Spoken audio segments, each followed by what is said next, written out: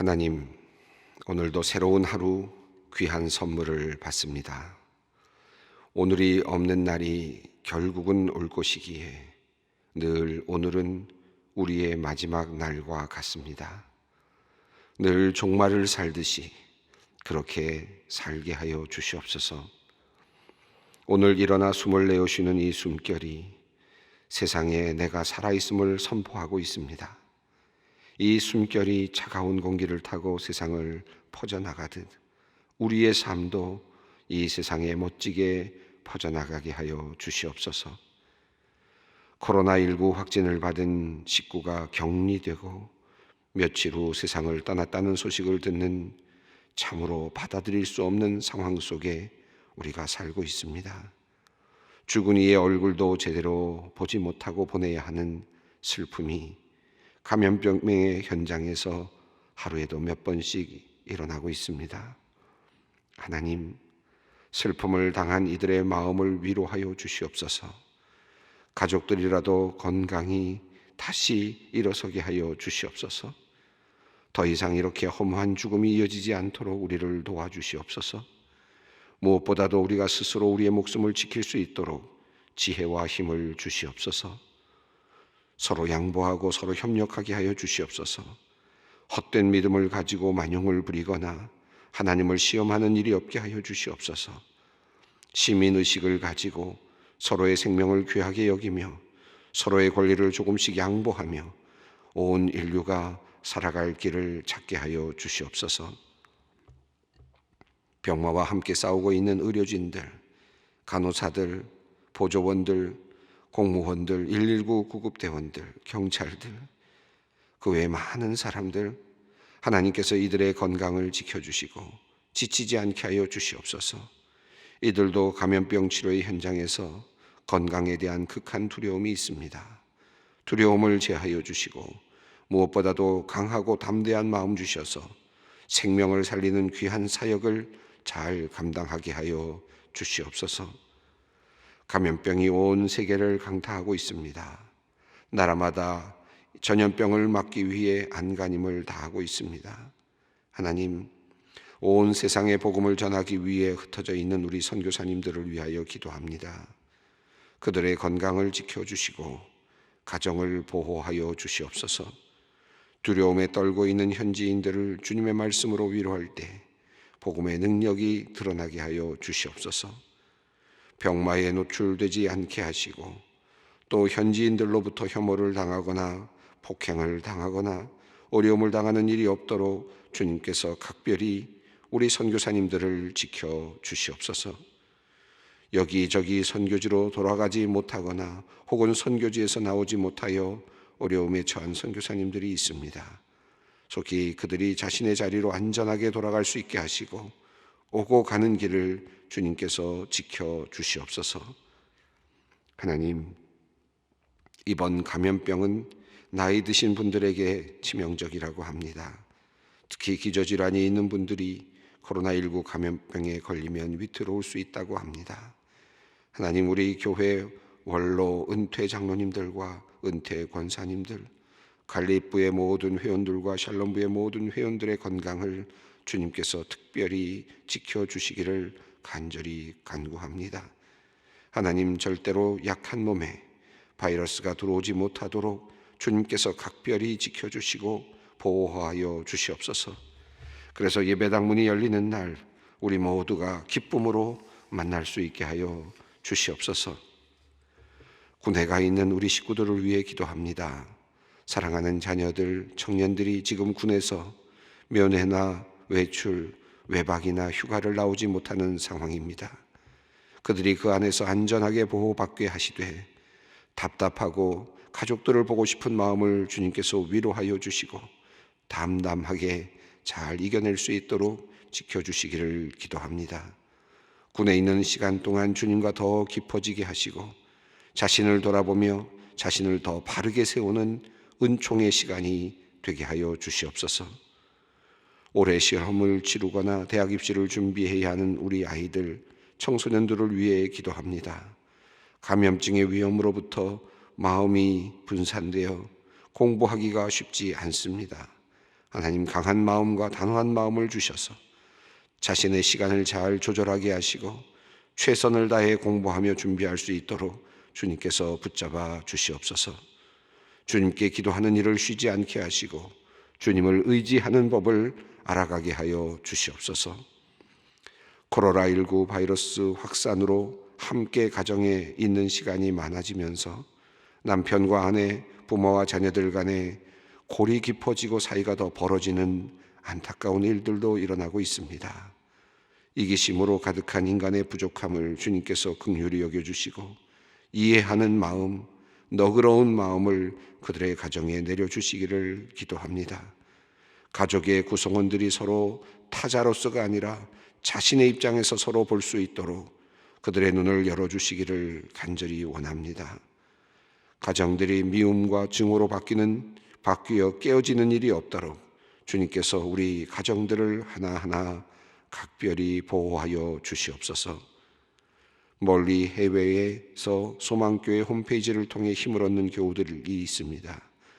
1세대 파독 간호사님들로 오신 마인츠 중앙교회 권사님들이 유럽과 독일의 코로나19 감염을 걱정하며 기도합니다.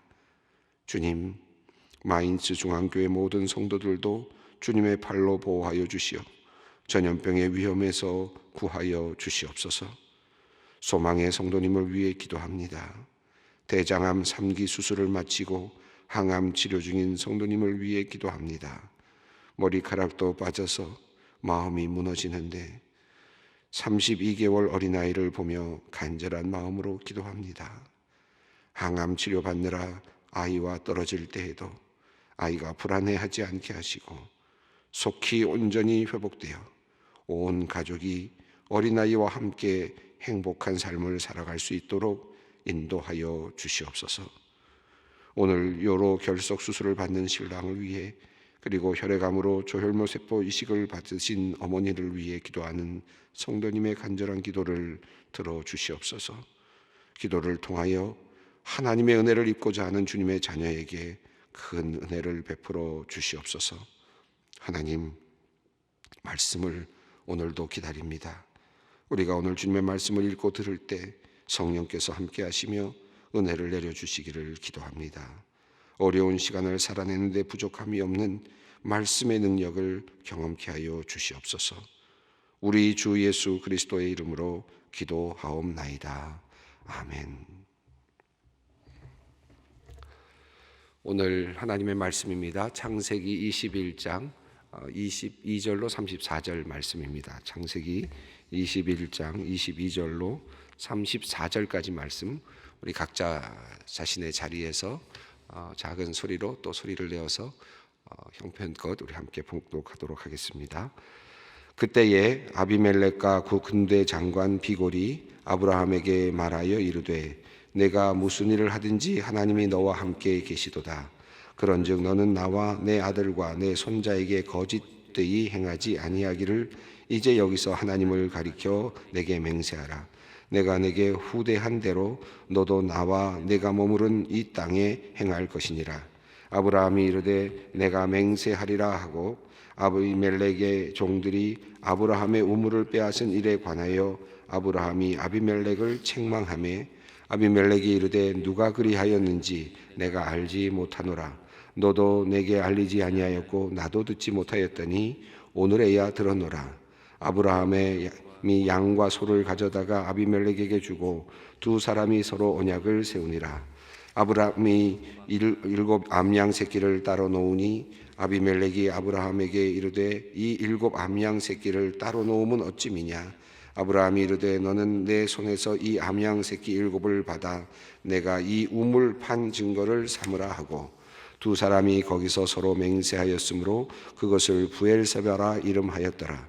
그들이 부엘세바에서 언약을 세우매 아비멜렉과 그 군대 장관 비골은 떠나 블레셋 사람의 땅으로 돌아갔고 아브라함은 부엘세바에 에셀나무를 심고 거기서 영원하신 하나님 여호와의 이름을 불렀으며 그가 블레셋 사람의 땅에서 여러 날을 지냈더라. 아멘. 오늘 본문 말씀은 또 조금 다른 주제가 지금 또 등장하고 있습니다. 전에 한번 나왔던 이름이 등장을 했는데요. 그리고 나서 또 다른 이야기가 있다가 또 다시 이제 이 이름이 등장했기 때문에 여러분이 조금 혼란스러우실 수도 있을 것 같습니다. 과거로 돌아가 보면 이제 롯의 이야기가 끝나고 창세기 20장에서 아브라함이 네게브 지역에 이제 머물게 되는 이야기가 나왔죠. 그랄 지역에 머물게 되는 그런 내용이 잠시 나왔습니다. 아마 기억나실지 모르겠습니다만은 롯이 이제 그 소돔과 고모라 땅에서 아마도 죽었지 않았을까 생각한 아브라함이었을 것 같습니다. 그래서 이제 자신이 살던 곳에서 조금 움직여서 그랄 지역에서 거주하는 내용이 잠시 나왔었죠. 그 전에 아브라함은 사라와 더불어서 아들을 낳을 것이다. 너의 몸에서 또 사라가 아들을 낳을 것이다 라고 하는 예언의 말씀을 들었습니다. 그리고는 그랄 지역으로 옮겼던 내용이 나왔습니다. 그런데 그곳에서 그랄 왕 아비멜렉을 만나게 되고 그 그랄 왕 아비멜렉이 사라를 데리고 왕궁으로 들어갔던 사건이 있었습니다. 그때 하나님께서 아비멜렉에게 현몽하셔서 내가 이 사라는 남편이 있다 라고 하는 것을 분명하게 가르쳐 주시고, 그리고는 네가 만약 이를 사라를 취하면 네가 죽으리라 라고 하는 그런 말씀을 듣게 됩니다. 꿈에서 깨어나서 종들에게 이야기를 했고, 그런데 꿈에서 아비멜렉이 하나님께 탄원했던 내용이 의로운 백성도 하나님은 멸망시키냐라고 하는 그런 말을 했죠. 그리고 깨어나서는 종들에게 이야기를 하고 두려워하게 되고, 그리고 아브라함을 불러서 뭐라 그럴까요? 호통을 친다 그럴까요? 야단을 친다 그럴까요? 이렇게 아비멜렉을 그렇게 이야기하고 사라를 돌려주는 이야기가 나왔죠. 그때 여러 양과 염소, 소 이런 것들을 보내주고, 그리고 또 은 1000개를 보내주면서 이제 모든 것을 다 해결했다라고 이야기를 하는데, 그때 그 다음에 아브라함이 아비멜렉을 위해서 기도를 하죠. 기도한 다음에 아비멜렉의 집에 있는 모든 태가 열렸다 하는 내용이 나왔습니다. 그런 내용이 이제 아비멜렉과 관련해서 바로 앞에 이제 등장을 합니다. 그러니까 20장에서 이제 아비멜렉의 이야기가 잠깐 나왔고, 제가 그때 말씀을 드리기를 이 아비멜렉의 이야기는 뭐 의미가 여러 가지가 다중적인 의미가 있습니다만, 한편으로 흐름상으로 보면 하나님으로부터 아브라함과 사라가 이제 두 사람을 통해서 이제 아들을 갖게 되고 그 아들이 이삭이 될 것이다 라고 하는 이야기를 들었는데, 아내를 빼앗기게 돼서 결국은 아브라함과 사라가 아이를 낳을 수 없는 그런 위기에 처하는 그런 하나의 사건이었다라고 이렇게 말씀을 드렸습니다. 그런데 이제 하나님의 간섭하심으로, 강력하신 하나님의 임재로 그 위기가 이제 모면됐습니다. 그 위기를 모면하게 되고 이제 하나님의 뜻대로 이제 아이를 갖게 되고 사라가 아이를 낳는 장면이 바로 이어서 나왔습니다.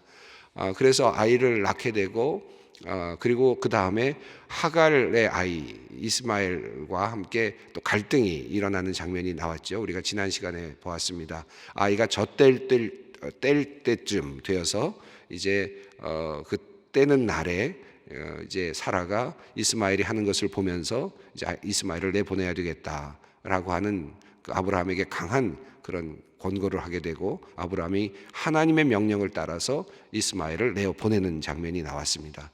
그리고 이 하갈은 아이를 데리고 나가서 방황을 하다가 죽을 수 있는 위기 속에 있다가 하나님께 탄원을 하고, 그리고 하나님께서 눈을 열어주셔서 그곳에서 이제 보게 되는 그런 장면이 나오죠.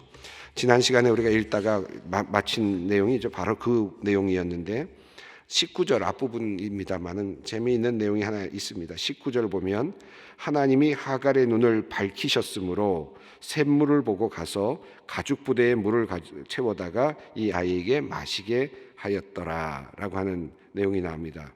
여기가 어디였는지 잘 모르겠죠. 그러나 지금 이 하갈이 있었던 곳이 이름을 부엘세바라고 이름을 부르고 있습니다. 부엘세바가 언제 붙여진 이름인지 명료하지 않지만 아마도 하갈은 그곳에 있으면서 이곳이 부엘세바 광야인지 잘 몰랐을 것 같아요. 그러나 지금 그는 그곳에서 지금 죽을 위기에 있다가 하나님께서 눈을 열어주셔서 보게 됩니다. 샘물을 보게 되죠.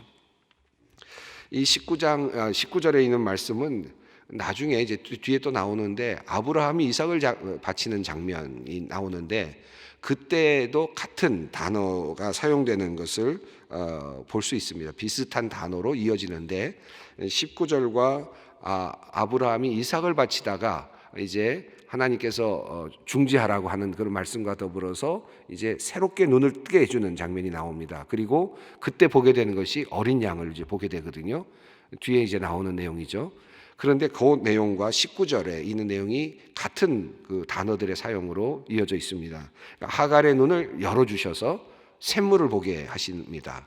이게 이제 이스마엘이라고 하는 아들을 죽을 위기에서 다시 구원해 주시는데 또 나중에 이삭을 또 죽을 위기에서 다시 구원해 주시는데 한 사람에게는 하갈의 눈이 열려서 하갈을 통해서 아들을 구원하게 되고 그래서 샘물을 통해서 아이를 이제 생명을 유지하게 되는 그런 장면이고 그 이후에는 이제 이삭이 바쳐지는 과정에서 아브라함의 눈이 띄어지면서 어린 양이 발견되고 그리고 어린 양을 대신 드림으로써 이제 아들이 생명을 모면하는 그런 장면이 나타납니다.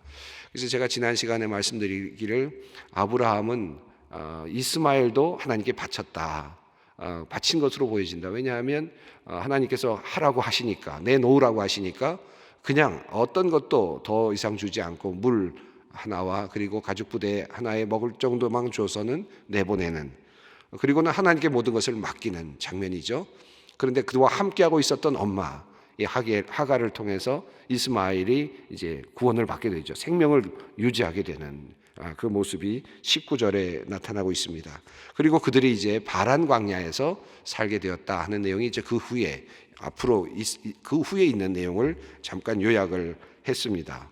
그리고 이제 오늘 본문이 이어지는데 갑자기 이렇게 이어지던 본문이 다시 아비멜렉 이야기로 이제 바뀌고 있습니다. 자, 아비멜렉은 언제쯤 만났을까요? 아비멜렉을 만났던 이야기의 흐름을 본다면 언제 만났죠? 이삭을 갖기 전이었겠죠. 또는 이삭을 혹시 잉태한 후에 만났을 수도 있겠다.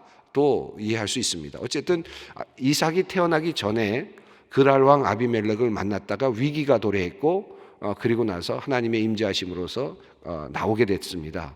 그리고 나서 그 문제가 해결된 다음에 무난히 아이를 이제 이삭을 갖게 되고 그리고 아이를 잉태한 후에 9개월이 지나서 아이를 낳게 되고 그리고 또 대략 젖을 뗄 정도의 나이면 구약 성서의 어떤 흐름으로 보면 한 3년 정도로 본다면 적어도 아비멜렉을 만난 후 한 3년 내지 4년 정도로 이해할 수 있을 것 같습니다. 그러니까 지금 아비멜렉을 만났을 때 아브라함에게 그랄 지역에 그랄 왕이 그 지역에 살라. 네가 살고 싶은 곳에 아무 곳에든지 살라 하는 이야기를 하거든요. 그러니까 그 그랄 왕 아비멜렉이 살고 있는 그 지역에서 아브라함은 지금 이삭을 낳았고 이삭을 지금 키우고 있었다라고 그렇게 이해할 수 있을 것 같습니다. 그러다 보니까 이제 아비멜렉의 이야기가 앞에 한번 나오고 이삭을 갖기 전에 한번 나오고 이제 이삭을 갖고 이스마엘을 내보낸 다음에 그 다음에 이제 또 시간이 지난 다음에 다시 한번 등장하는 것을 볼 수 있습니다. 자, 그런데 상황이 상당히 많이 달라져 있구나 하는 것을 볼 수 있는데요. 이것은 아브라함이 굉장히 그곳에서 지금 번성하고 있는 것을 볼 수 있습니다. 재미있는 것은 22절 말씀인데 한번 읽어보겠습니다. 그때에 아비멜렉과 그 군대 장관 비골이 아브라함에게 말하여 이르되 네가 무슨 일을 하든지 하나님이 너와 함께 계시도다 했습니다. 지금 군대 장관과 왜 왔는지는 명료하지 않습니다. 왔다가 그냥 가요. 그래서 이 군대 장관 비골이 온 이유는 뭘까? 나름의 어떤 뭐랄까요? 위협적인 그런 느낌인가? 아니면 근데 흐름상으로는 위협적인 느낌이라기보다는 어떤 군대를 통솔하는 장관을 통해서 이들의 어떤 협정 이들의 어떤 계약이 유효하다는 것을 확인하게 하자는 그런 의미가 아니었을까 하는 생각이 드는데, 군대 장관 비골과 함께 도착을 했습니다. 재미있는 단어가 22절 앞부분에 있는 그때에입니다. 한국말로는 이제 그때라고 번역을 했지만 이 히브리어 단어로 보면 그 직후에라는 표현으로 해석하는 것이 더 정확하다고 합니다. 그러니까 그 직후에라고 한다면 뭐 그때도 마찬가지입니다만 이게 그때가 어느 때냐 하는 것입니다. 만약에 아비멜렉을 만났던 때하고 연결시키려고 그러면 3, 4년 이상이 지나가거든요. 그러니까 사실 그때라는 말이 애매하죠. 그 직후라는 말도 애매하죠. 상당히 오랜 시간이 흘렀을 테니까 그 직후에라고 말하는 것은 애매합니다. 그러면 여기서 말하는 이 그 직후에라는 말은 사실은 그 앞에 나와 있는 사건을 가리킬 것 같은데, 그것은 하갈을 내어 쫓은 내용, 그리고 하갈이 광야에서 방황하다가 목숨을 건지게 되는 그 내용을 이어받고 있다라고 보는 것이 좋을 것 같습니다. 제가 왜 이야기를 하느냐 하면 여러분이 나중에 묵상을 좀 해보십시오. 이 브엘세바라고 하는 단어가 양쪽에 이렇게 함께 연결이 되고 있습니다. 하갈이 브엘세바 광야에서 이렇게 방황을 하다가 그곳에서 셈을 만나게 되거든요. 브엘세바라고 하는 것은 샘물이라고 하는 우물, 샘물이라고 하는 의미가 있거든요. 자, 그래서 뭔가 이 둘 사이에 연관이 있구나 하는 것을 우리가 알 수 있습니다. 자, 그러면 아비멜렉이 찾아와서 한 얘기는 내가 무슨 일을 하든지 하나님이 너와 함께 계시도다라고 하는 고백을 합니다. 이 아비멜렉은 하나님을 지금 따르는 그런 왕은 아니고, 또 하나님의 백성이 된 왕도 아니고, 또 하나님의 어떤 구원의 계획 가운데서 어떤 특별한 어떤 주된 어떤 위치를 차지하는 인물도 아닙니다. 다만 마치 조연처럼 등장하면서 의로운 세상 사람 또는 지혜로운 세상 사람의 어떤 그런 관점을 계속해서 아비멜렉의 이야기를 통해서 우리에게 보여주고 있죠. 그래서 아비멜렉을 하나님께서 만나셨을 때 어떻게 하나님께서는 선택되지 않은 사람도 만나시는가 하는 질문이 생겼는데, 우리가 거기서 하나 대답을 찾은 것은 하나님은 선택된 사람만 만나시는 것이 아니라, 또 선택된 사람에게만 꿈에 현몽하시는 것이 아니라 하나님의 선택되지 않은 백성에게도 하나님은 다가가실 수 있고 말씀하실 수 있고 또 여러 가지 방법으로 행동하실 수 있다 하는 사실을 우리가 깨달았습니다.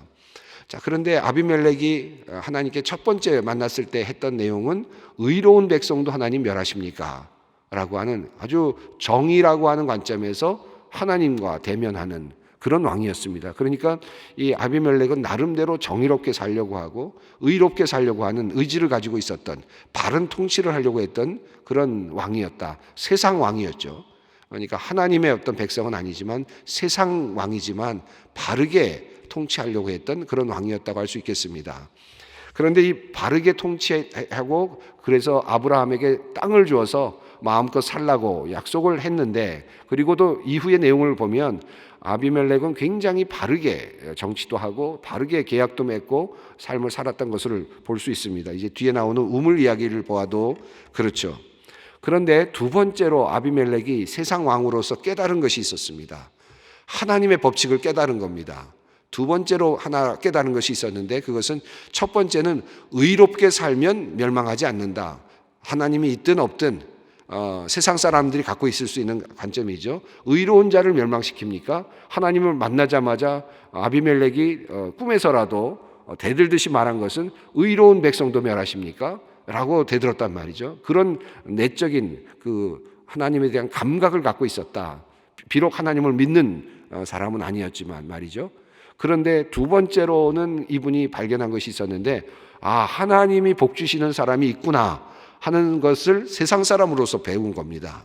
이것이 바로 22절에 나오죠. 내가 무슨 일을 하든지 하나님이 너와 함께 계시도다. 이걸 알게 된 겁니다. 근데 세상 사람의 관점에서 알게 된 겁니다. 하나님의 백성이 알게 되는 것이 다 적절한 것인데 아브라함은 알고 있겠죠. 그런데 지금 세상 사람의 입장에서 아브라함을 관찰해 봤더니 믿는 사람은 다르구나, 하나님의 백성은 다르구나, 하나님께서 복 주시는 사람은 뭔가 다르구나 하는 것을 알게 된 겁니다. 그래서 두려움을 갖게 된 거죠. 이것이 이제 계약을 맺고자 하는 주된 의도입니다. 어떤 분들은 우리가 믿음 생활을 하면서 믿으면서도 하나님이 나에게 복 주신다는 걸 모르고 있는 분들이 있어요. 근데 믿지 않는 사람들이 믿는 사람들은 정말 복 받는구나, 이걸 알고 있는 사람들이 있습니다. 아비멜렉은 지금 그런 관점에서 이야기를 하고 있습니다. 그래서 계약을 맺으려고 합니다.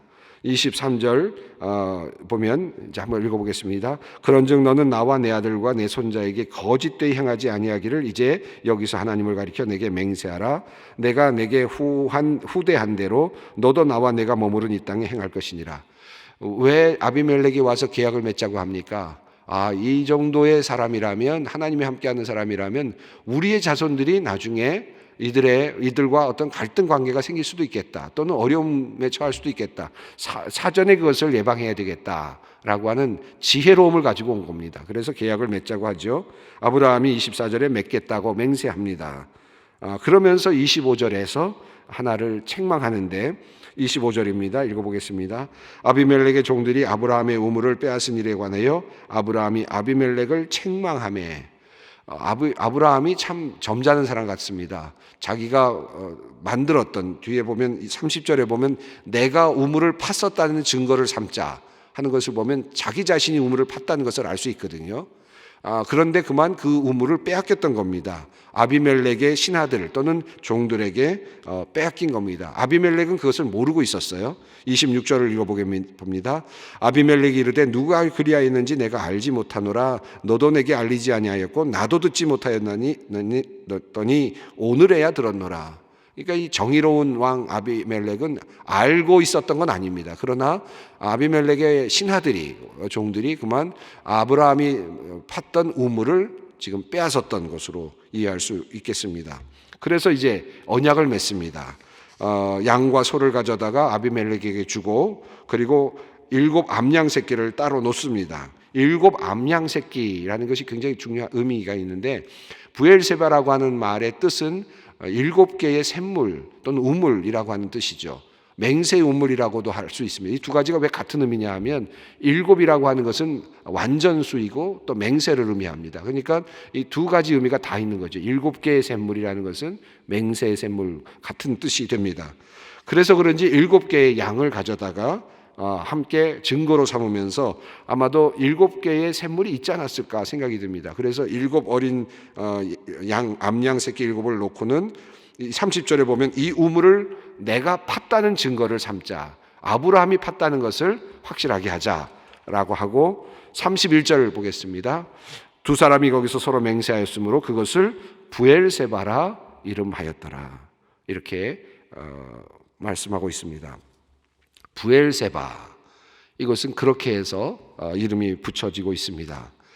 한번 깊이 생각해 보시죠. 이게 아브라함이 빼앗겼던 우물이고, 그런데 앞부분에서 부엘세바 광야에서 방황하고 있는 하갈, 그리고 이스마엘, 그리고 그곳에서 샘물을 찾는 이야기, 뭔가 이렇게 연결이 되는 것 같은 느낌이 들어요. 뭐가 우선인지 잘 모르겠어요, 저도. 그러나 깊이 생각해 보면 아브라함이 봤던 우물을 이스마엘이 함께 그곳에서 물을 얻은 것은 아닐까? 그는 그것을 볼 수 있게 하신 것은 아닐까? 왜 하필이면 부엘세바라고 하는 이름이 앞에도 나오고 뒤에도 나오면서 연결고리를 갖고 있을까? 그리고 그것을 그 직후에라고 하는 이름으로 그렇게 연결하고 있을까? 이것은 오묘하신 하나님의 어떤 뜻이 숨겨져 있지 않나 하는 그런 생각도 해보게 됩니다. 저도 잘 모르겠어요. 그러나 우리가 깊이 보면서 하나님의 역사는 참 우리가 이해할 수 없는, 우리가 아브라함은 열심히 우물을 파고 그리고 빼앗겼습니다. 그리고는 잊혀져 있었던 것이었는데, 아브라함이 아비멜렉이 찾아왔을 때 그때 빼앗겼던 거 생각나서 그때 항의를 하게 되고 다시 찾게 되는 이야기가 나오는데, 또 동시에 얼마 전에 하갈이 그곳 지역을 방황하면서 그곳에서 물을 얻게 되는, 내가 팠던 우물에서 혹시 나의 아들이 물을 먹은 것은 아닐까? 그것을 하나님께서 다시 보게 하신 것은 아닌가 하는 그런 아주 글쎄요, 저에게는 조금 더 깊은 상상력이라고 할 수도 있고 너무 터무니없는 상상력이라 하시면 그것은 그대로 또 그 비판도 받을 수 있다고 생각합니다만은 저는 이 말씀 묵상하면서 또 다른 이 부엘세바라고 하는 이름 속에서 우리가 무엇을 배울까 한번 깊이 묵상해 보게 됩니다. 시간이 많이 갔습니다. 우리 주님 가르치신 기도로 함께 기도함으로 우리 기도의 자리로 나아가겠습니다. 하늘에 계신 우리 아버지, 아버지의 이름을 거룩하게 하시며 아버지의 나라가 오게 하시며 아버지의 뜻이 하늘에서와 같이 땅에서도 이루어지게 하소서. 오늘 우리에게 일용할 양식을 주시고 우리가 우리에게 잘못한 사람을 용서하여 준 것 같이 우리 죄를 용서하여 주시고 우리를 시험에 빠지지 않게 하시고 악에서 구하소서. 나라와 권능과 영광이 영원히 아버지의 것입니다. 아멘.